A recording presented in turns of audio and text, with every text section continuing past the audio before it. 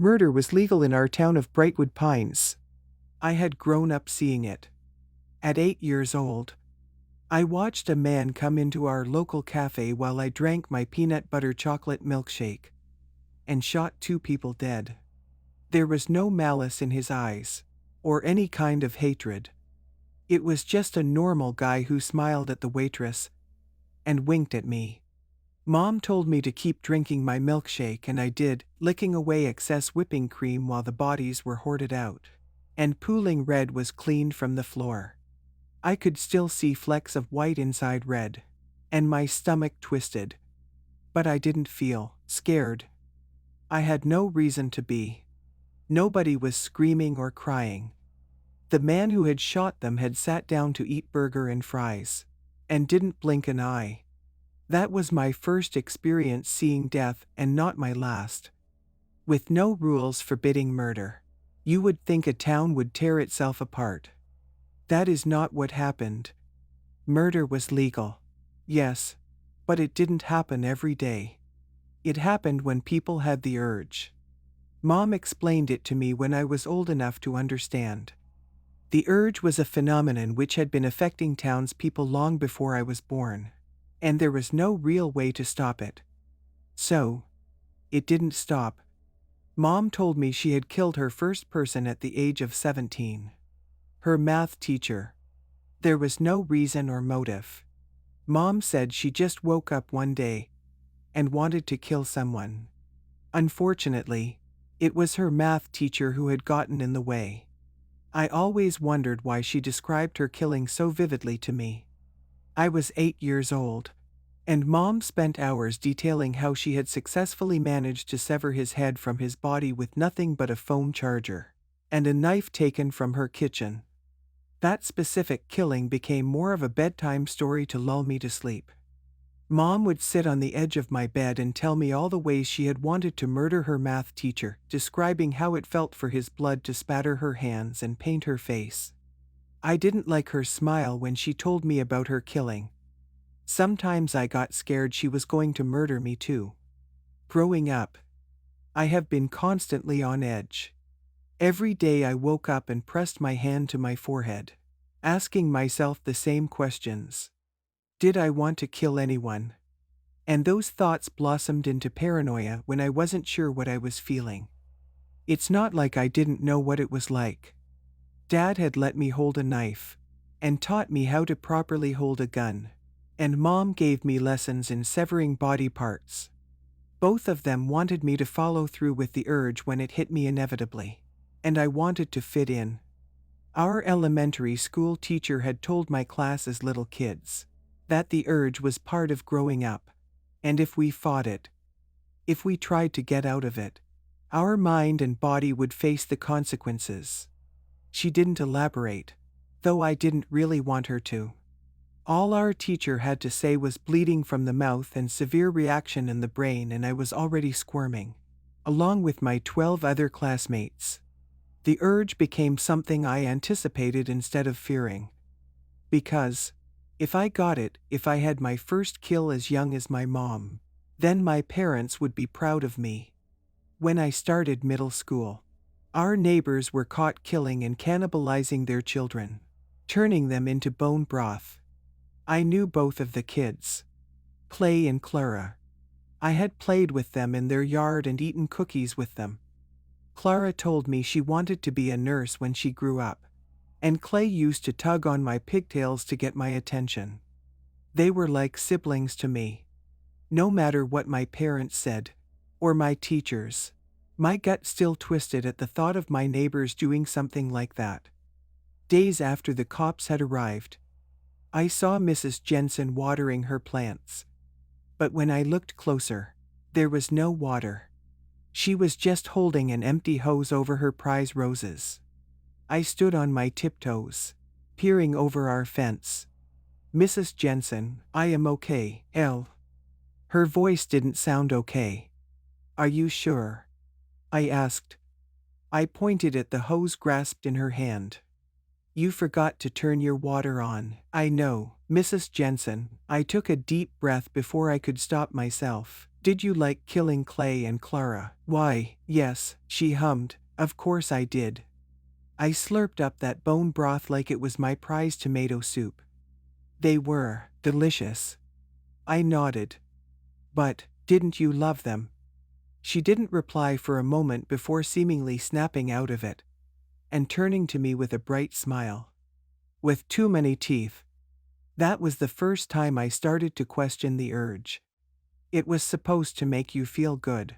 Acting like a relief. A weight from your chest.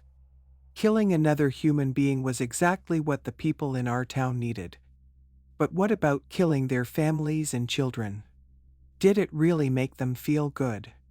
Looking at my neighbor, I couldn't see the joy my mom had described in her eyes. In fact, I couldn't see anything. Her expression was the kind of blank which scared me. It was oblivion staring back, ripped of real human emotion.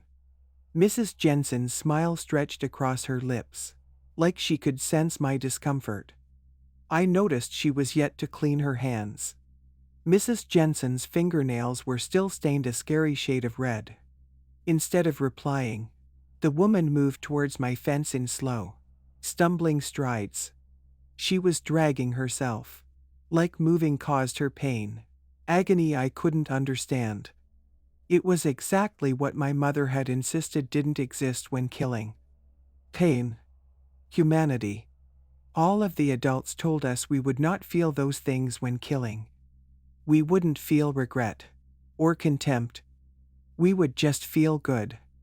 It was a release. Like cold water coming over us.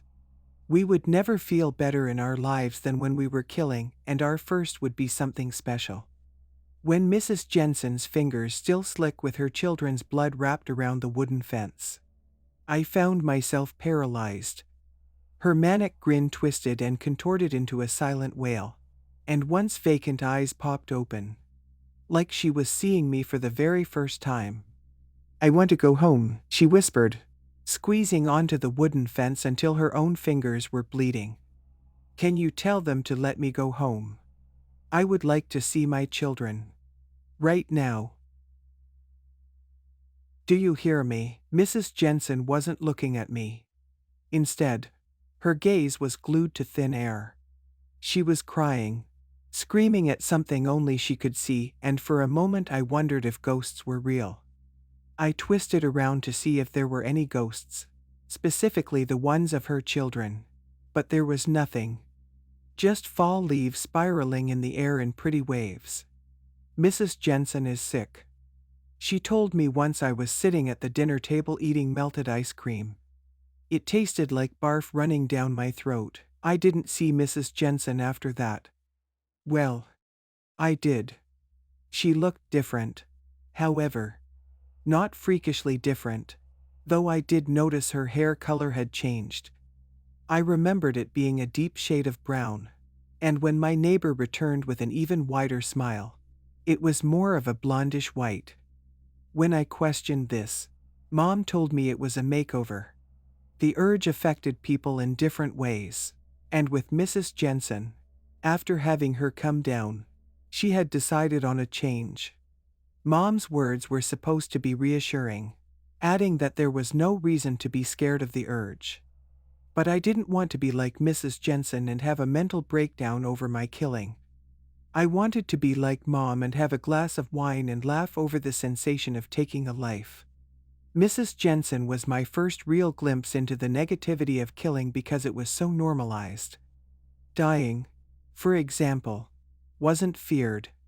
From a young age, we had been taught that it was a vital part of life, and dying meant finding peace. When I first started high school, I expected killing to happen. Puberty was when the urge fully blossomed. Weapons were allowed, but only out of classes. In other words, under no circumstances must we kill each other in class. But the hallways were a free-for-all. I had seen attempts during my freshman year, but no real killing. Annalise Duval was infamously known as the junior girl who had rejected the urge and thrown out of school. Struck with the stomach flu on the day of her attempted killing. I only knew the story from word of mouth. Apparently, the girl had attempted to kill her mother at home, failed, and then bounded into school, screaming about laughter in the walls, and people whispering into her head. Obviously, my classmate was labeled insane, and judging from her nosebleed, the girl's body had ultimately rejected the urge, and her brain was going haywire. Nosebleeds were a common side effect. I heard stories from kids saying there was blood everywhere, all over her hands and face, smeared under her chin. She had been screaming for help, but nobody dared go near her. Like rejection was contagious. Annalise survived. I still saw her on my daily bike ride to school. She was always sitting cross-legged in front of the forest with her eyes closed, like she was praying. The rumor was, after being thrown out by her parents, the girl wandered around aimlessly, muttering about whispering people and laughter in her head. It was obvious her rejection had seriously affected her mental state, but I did feel sorry for her. It wasn't known what had caused her to reject the urge, though some of the kids in her class did comment that she had been complaining of a loose tooth beforehand. Mom told me to stay away from her, and I did. Annalise Duval was the first and only case of rejection, and thanks to her, I knew exactly what would happen if it happened to me too. So, I ignored the bad feeling about my neighbor, and forced myself to anticipate the day when I would get my very own urge to kill. I waited for it. On my 14th birthday, I confused a swimming stomach and cramps for the urge, which turned out to be my first period. I remember biking my way home, witnessing a man cut off a woman's head with an axe. It's funny. I thought I would be desensitized to seeing human remains and severed heads, glistening red seeping across the sidewalk, but it was the passion in the man's face as he swung the axe and dug in real hard, chopping right through bone and not stopping, even when intense red splattered his face and clothes, until the woman's head hit the ground, which sent my stomach creeping into my throat. Then, it was the vacancy in his eyes, a twitching smile as he held the axe like a prize. Part of me wanted to stay, to see if he had a similar reaction to Mrs. Jensen. I wanted to know if he regretted what he had done. But once I was meeting his gaze, and his grin was widening, the toe of his boot kicking the woman's motionless body, I turned away from him and pedaled faster, my eyes starting to water. It wasn't long before my lunch was inching its way up my throat, and I was abandoning my bike on the side of the road, and choking up undigested mac and cheese onto steaming tarmac. I didn't tell Mom about the man, and more importantly, my odd reaction to his killing. I wasn't supposed to be feeling sick to my stomach. Murder was normal. I wasn't going to get in trouble for it, so why did seeing it make me sick? I had been taught as a little kid that visceral reactions were normal, and it was okay to be scared of killing and murder. However, what our brains told us was right wasn't always the truth. Our teacher had held up a teddy bear and stabbed into its stuffing with a carving knife. We had all cried out, until the teacher told us that the bear didn't care about dying. In fact, it was ready to find peace. And it didn't hurt him. In other words, we had to ignore what our minds told us was bad. Mom told me I would definitely start having conflicting feelings before my first killing, but that it was nothing to worry about. I did worry, though. I started to wonder if I was going to become the next Annalise Duval. Maybe the two of us would become friends, sharing our delusions together. My 17th birthday came and went, and still no sign of the urge. I noticed Mom was starting to grow impatient. She had a routine of coming to check my temperature every morning, regardless of whether I felt sick or not. "How are you feeling?" I couldn't help but notice Mom's smile was fake. She dumped my breakfast on a tray in front of me, and when I risked nibbling on a slice of toast, she dropped the bombshell. "Elle, You are almost 18 years old, she said. I noticed her hands were clenched into fists. Do you feel anything? I considered lying. Though then I would have to kill someone and without the urge.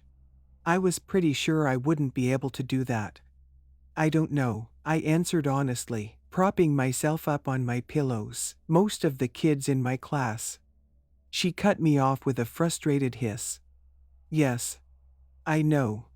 They have all killed someone and you haven't. Her eyes narrowed. People are starting to notice. Hell, she spoke through a smile which was definitely a grimace. And when people start to notice, they get suspicious. I've been on the phone with 3 different doctors this morning.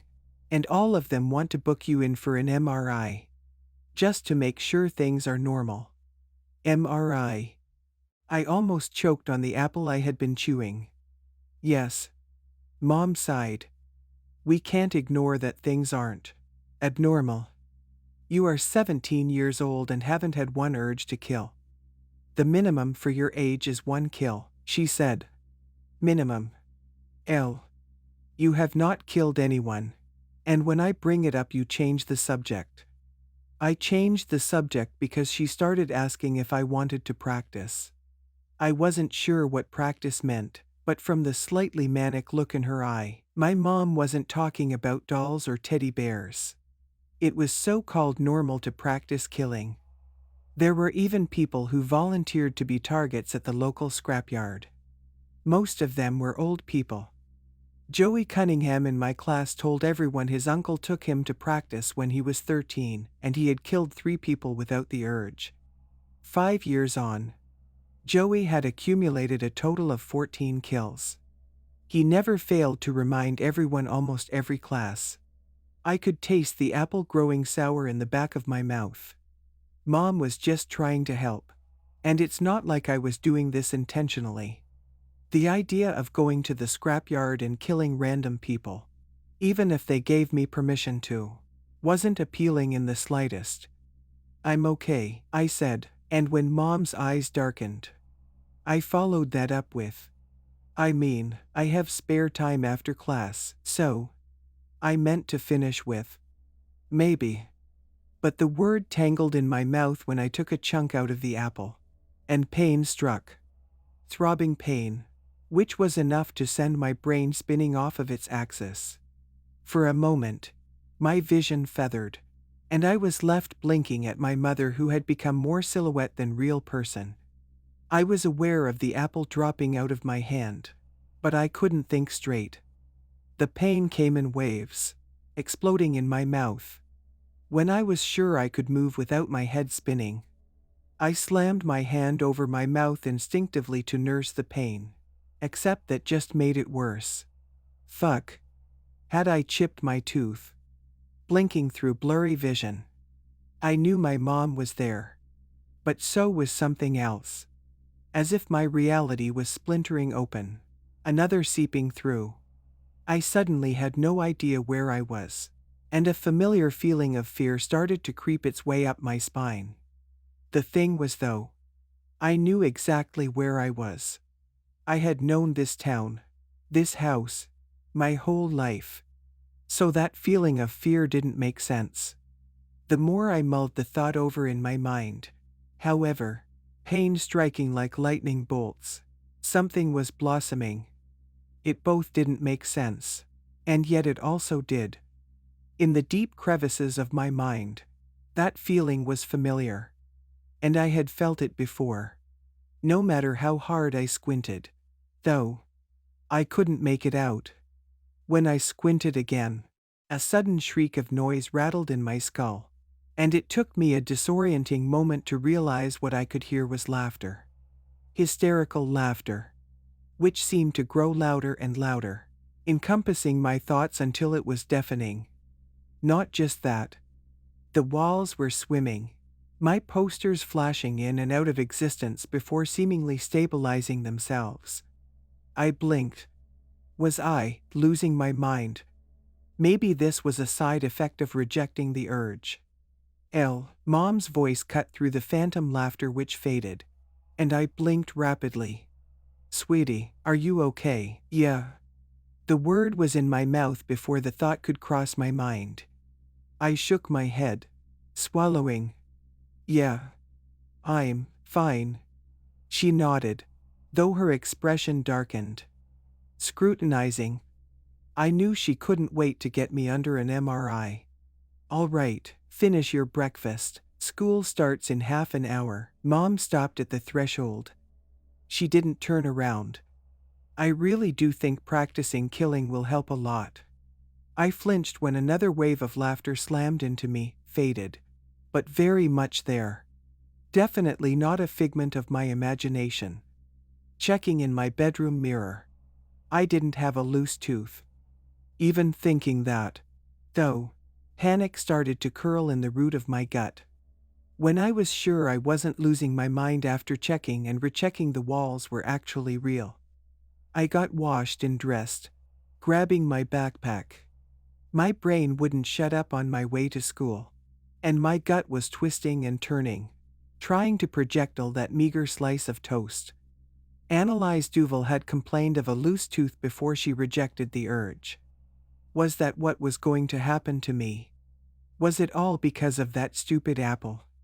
At school, I was surprised to be cornered by a classmate I had said maybe 5 words to in our combined time at Briarwood High. Kaz Isaacs was one of the first kids in my class to be hit with the urge, and almost ended up like Annalise Duval. I don't even think it was the urge. I think he was driven to kill through emotions, like so many adults had tried to tell us wasn't real. Kaz was a confusing case where a teenager had actually blossomed early, or not at all, and struck with his own intent. People argued that there was paranoia, and the local doctor insisted he was fine, though I couldn't help wondering if it wasn't paranoia. Kaz didn't need the urge. Halfway through math class, 2 years prior, I had been daydreaming about the rain. It rarely rained in Brightwood. Every day was picturesque. I did remember rain. I knew what it felt like hitting my face and dropping into my open mouth and cupped hands. When I asked Mom if it was ever going to rain, though, she got a funny look on her face. "Sweetie, it doesn't rain in Brightwood," she told me, which just confused me even more. It's not like I had imagined the feeling of freezing cold rain, and my own shivering as I splashed through puddles without an umbrella. The more I pried into these memories, I realized there were no puddles in Brightwood. It never rained. So, where had I jumped into puddles? Did I really dream of my experiences in the rain? And if so, how? How did I know what it felt like? These thoughts came over me pretty much every day, and that day had been no different. My gaze had been on the window pane, trying to guess what a raindrop would look like sliding down, when Kaz Isaacs let out an exaggerated sigh from behind me. In front of him, Jessica Lux had been tapping her pen on her desk. It wasn't annoying at first. Then she kept doing it, tap, tap, tappity tap. And then it was annoying. I could tell it was annoying, because Kaz had politely asked her 3 times to stop making noise, to which she had ignored him, and if anything, tapped louder, this time drumming in frenzied beats on her workbooks. Now, I had grown up learning that the urge came with no warning or motive, or reason. It happened whether you liked it or not. Kaz was different. His case was rare. This time he did have a motive. And despite having it hammered into us our whole lives that killing didn't need a reason and was not driven by negative emotion, my classmate did have a reason and was in fact driven by anger. Anger strong enough to murder. This time, I saw it happen in clarity. When I caught movement in the corner of my eye, I was twisting around with the rest of the class to see the boy halfway off his chair, his fingers wrapped around a knife. The girl instantly knew what he was going to do, even without turning around. We weren't supposed to be scared of dying, I thought dizzily, watching the girl let out a wail and dive forwards, her eyes cartoon-like. Like an animal. Kaz already had a tight hold of her ponytail and tugged her back. Though in fight or flight, this girl was screaming, flailing. She didn't want to die. I thought, was that normal? Mom always insisted if it was our time. It was our time. If someone attacked us, even family members, then we accepted it. I caught the moment her elbow knocked into the boy's mouth, just as he drove the blade of the knife into her skull. Until then, he had been panting and laughing. His eyes lit up with an insanity I only knew from my mom's tales. She told me stories where her friends had gotten pleasure from killing. As quick as it had come, though, the euphoria of taking someone's life left the boy's eyes, and he dropped to the ground, one hand over his mouth, the other slipping from the knife. The teacher was already commenting on no murder allowed in class and ordering Kaz to go and clean himself up. I wasn't sure he could hear her though. When he lifted his head, I glimpsed something seeping through his fingers, running in sharp rivulets down his wrist.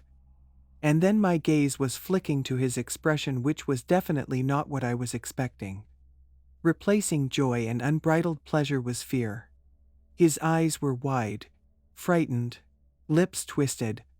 It was the exact same expression I had seen on Mrs. Jensen. A cocktail of confusion and pain, followed by a sense of emptiness. Like neither of them could understand where they were, or even who they were. I guess that was what the urge did, or the variance which contorted in people and made them reject it. Like a wounded animal. Kaz's frenzied gaze scanned our faces and he blinked, before realizing his nose was bleeding. Fuck, he muffled under his hand. The boy jumped to his feet, and in 3 shaky strides, he was pulling open the classroom door and disappearing down the hallway in a stumbled run. The next day, the boy came to class with his usual smile. When I asked him what happened, he explained it was just an abnormal reaction and he was fine. Kaz's words were strange though. He wasn't even looking at me, and his smile was far too big. He got his first kill though, so that gave him bragging rights as the first sophomore to come of age. Kaz Isaacs and Annalise Duval both had similar experiences. One of them had clearly lost their mind, while the other seemingly avoided it. And speaking of Kaz, it wasn't the norm for him to be talking to me at school. But there he was, blocking my way into the classroom. Hey! He was quick to sidestep in front of me when I tried pushing him out of the way. There had been an instance the year prior when I considered asking him to prom. He was a reasonably attractive guy, reddish dark hair sprouting from a baseball cap. But then I remembered what he did to that girl in front of him.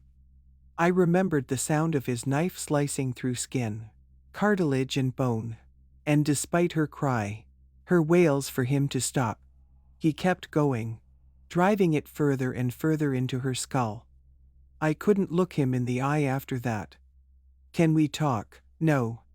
My mouth was still sort of hurting, and I was questioning my sanity, so speaking to Kaz wasn't really on my to-do list that morning. Kaz didn't move, sticking an arm out so I couldn't get past him. Have you got toothache by any chance? To emphasize his words, he stuck his finger in his mouth, dragging his index across his upper incisors.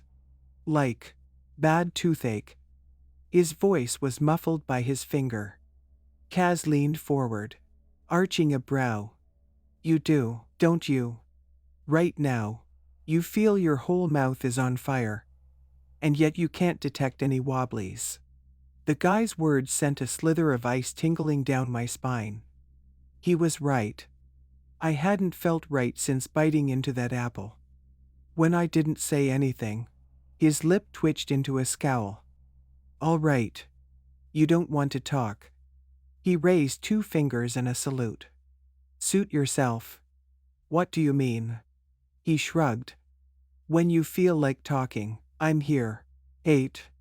I'll be your support system or whatever. Kaz's words didn't really hit me until several days later when I woke up with a throbbing mouth. knelt over the corpse of my mother. The urge had finally come.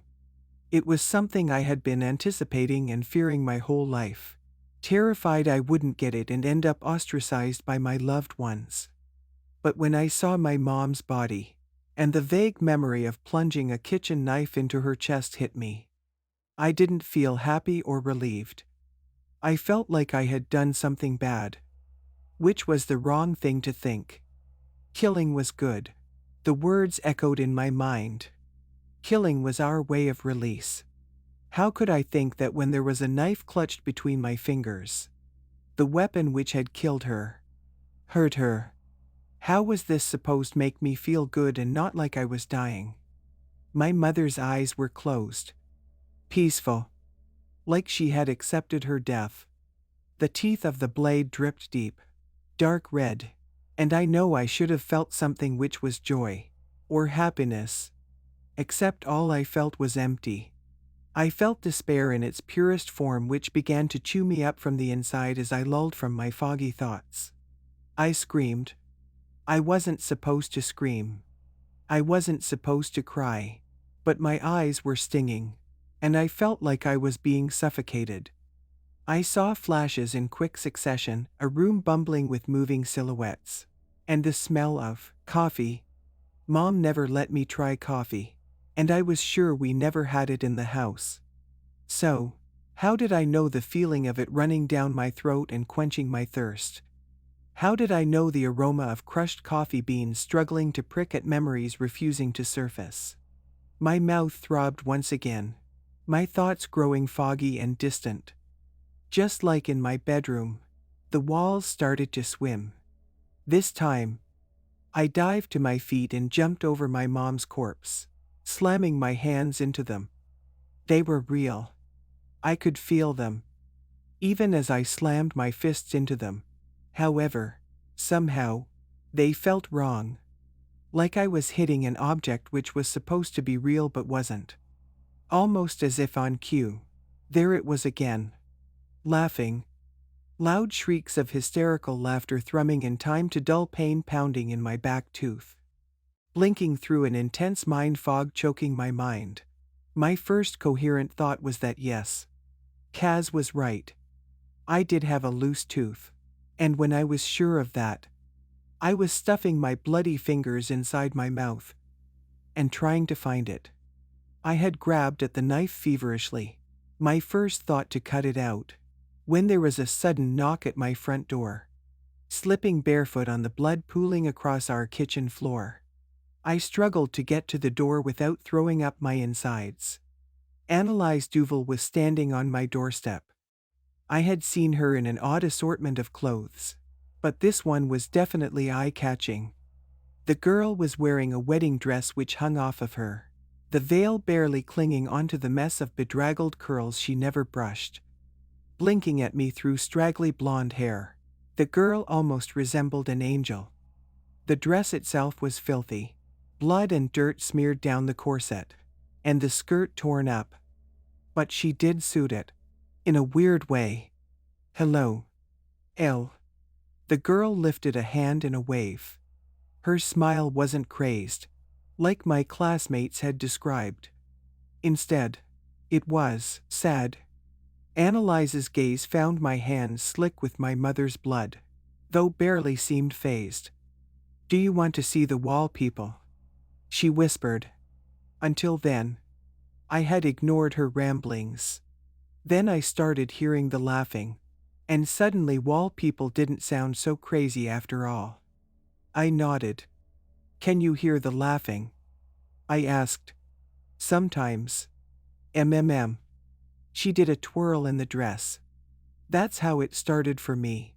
Laughing. I heard a loo out of laughing, and then I found the wall people. I winced when she came close. So close. Almost suffocating me. Nobody believes me and it's sad. I'm just trying to tell people about the wall people and they label me as crazy. They say something went wrong with my head. Annalise stuck 2 fingers into her temple, miming pulling a trigger. I'm not the wrong one. I know about the wall people. And the laughing. I know why I got the urge to kill my mom. Analyze. I spoke calmly. Can you tell me what you mean? HM. Her eyes were partially vacant, that one slither of coherence quickly fading away. Instead of speaking, I took her arm gently and pulled her down my driveway. Can you show me what you found? Annalise danced ahead of me, tripping in her wedding dress. She cocked her head. Did you kill your mother? Her lips twitched. That's funny. According to the wall people, you're not supposed to kill someone until seasonal 2. The girl blinked, giggling, and I forced myself to run after her. Jesus. She was fast, even wearing a wedding dress. Annalise leapt across the sidewalk, twisting and twirling around, like she was in her own world. Before she landed in front of me, and her expression almost looked sane. I wonder which season it will be. Will it be summer? Maybe fall? Or winter? I guess it's not up to you, is it? It's up to the urge.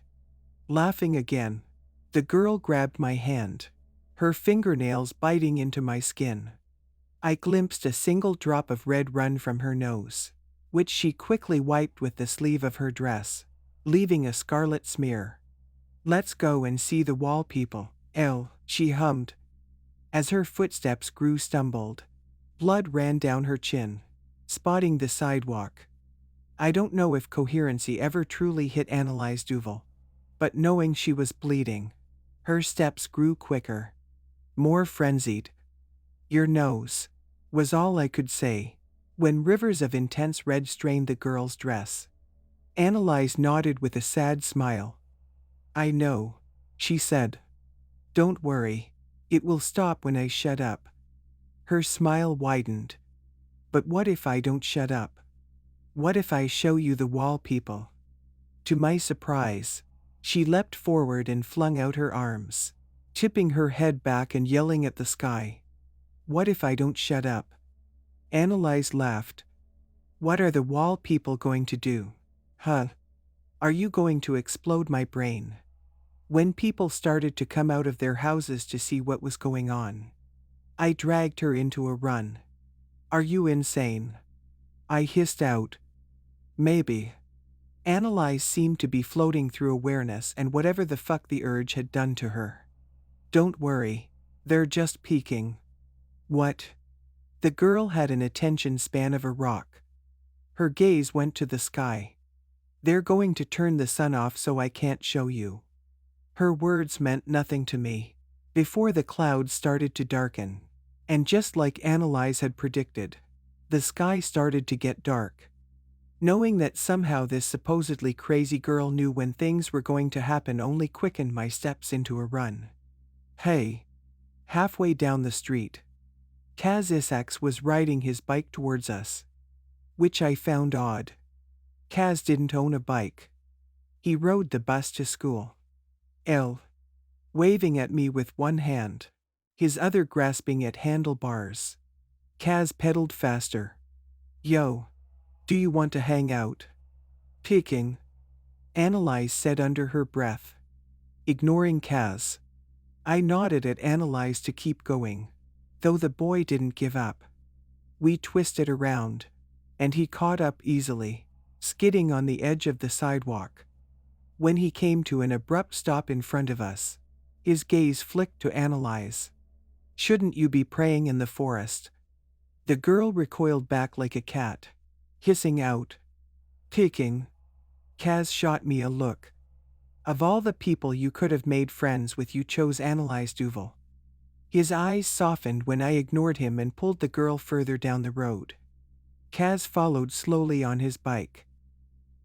Where are you going anyway? Isn't it late? It was 4 p.m. Hardly late. I decided to humor him. We're going to see the wall people. You're kidding. Do I sound like I'm kidding? I turned my attention to him. You asked me if I had a toothache, right? His expression crumpled. I did. I noticed Annalise was clingier with him around. sticking to my side. Every time he moved, she flinched, tightening her grip on my arm. She was leading us into the forest, and I swore, the closer we were getting to the clearing, the more townspeople were popping up out of nowhere. An old woman greeted us, followed by a man with a dog, and then a group of kids from school. Annalise entangled her fingers in mine, pulling me through the clearing. Kaz followed, hesitantly, biking over rough ground.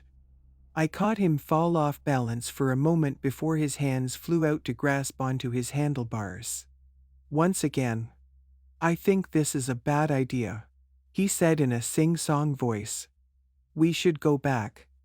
When it was too dangerous for his bike, he abandoned it and joined my side. The girl is insane," Kaz hissed out. "What are you even doing? What is this going to accomplish except potentially getting lost? I want to know if she's telling the truth." I murmured back. He scoffed. "Telling the truth? Look at this place." He spread out his arms, gesturing to the rapidly darkening forest. "There's nothing here." "No." Annalise ran ahead, staggering over trippy ground. "No, it's right over here." She was still fighting a nosebleed, and her words were starting to slur. The girl twisted to Kaz. "You're peeking," she spat, striding over to him until they were face to face.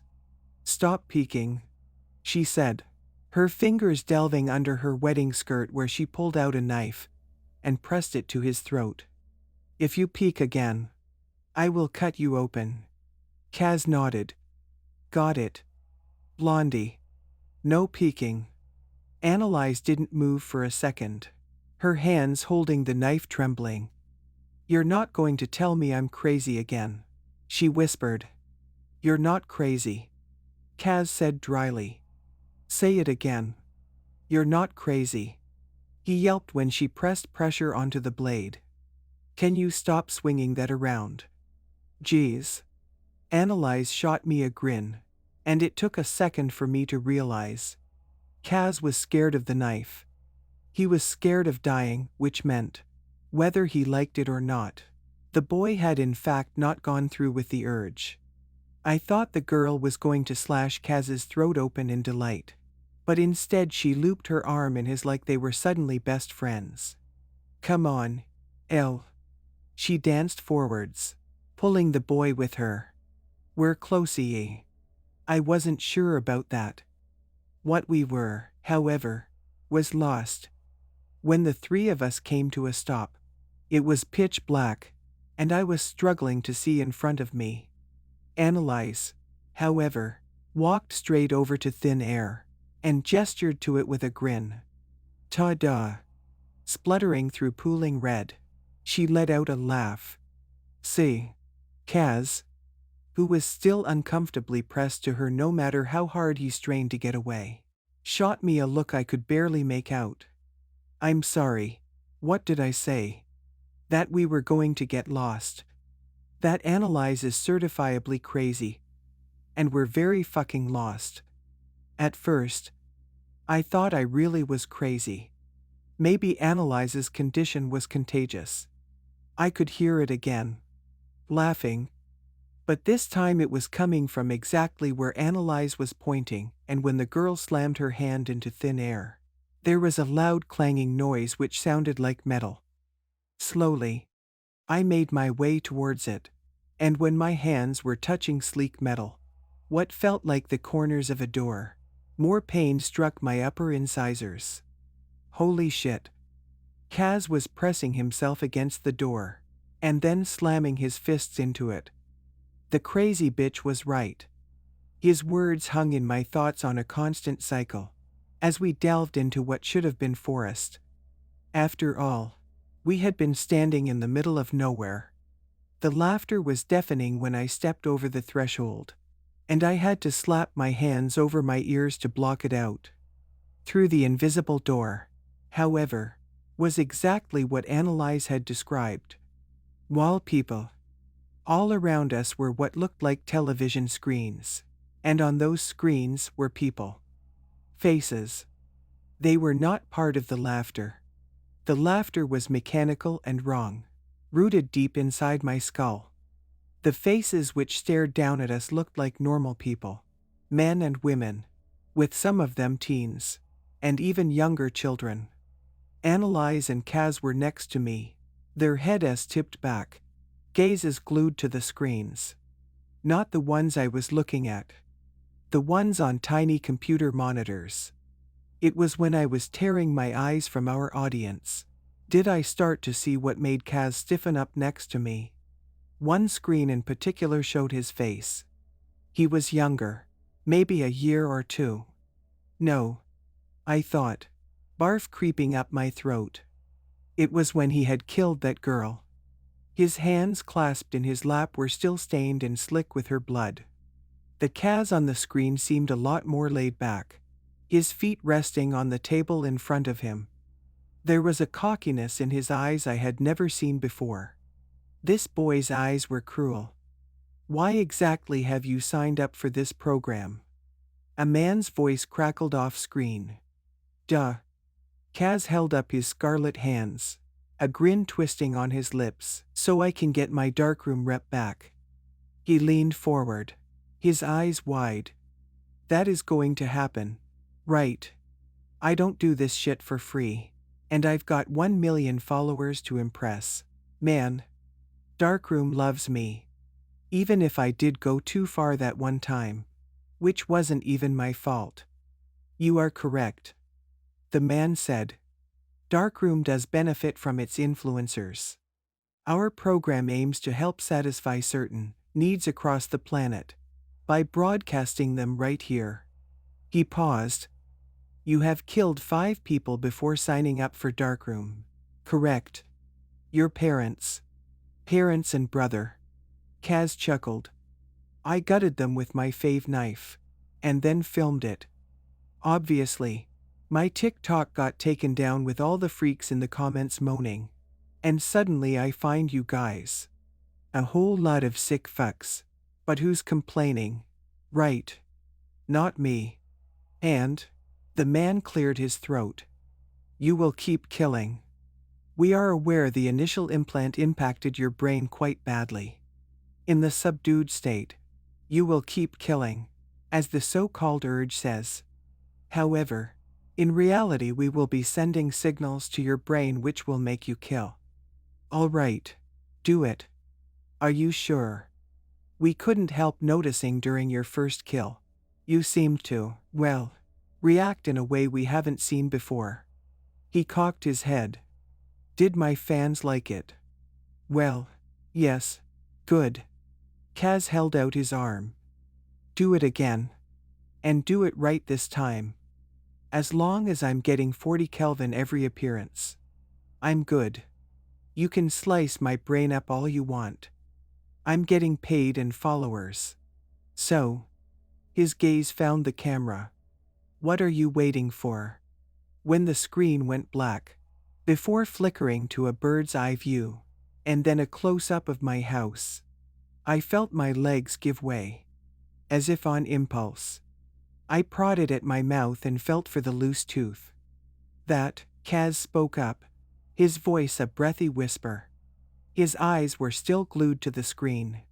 That wasn't me. Well, it was me, but I don't remember that. Instead of answering him, I turned to the startled-looking boy when alarm bells started ringing, and the room was suddenly awash in red. Peeking. Annalise screamed, dropping to her knees, rocking backwards and forwards. Ignoring her, I focused on Kaz. Or whoever the fuck he was. You need to knock my tooth out. Now.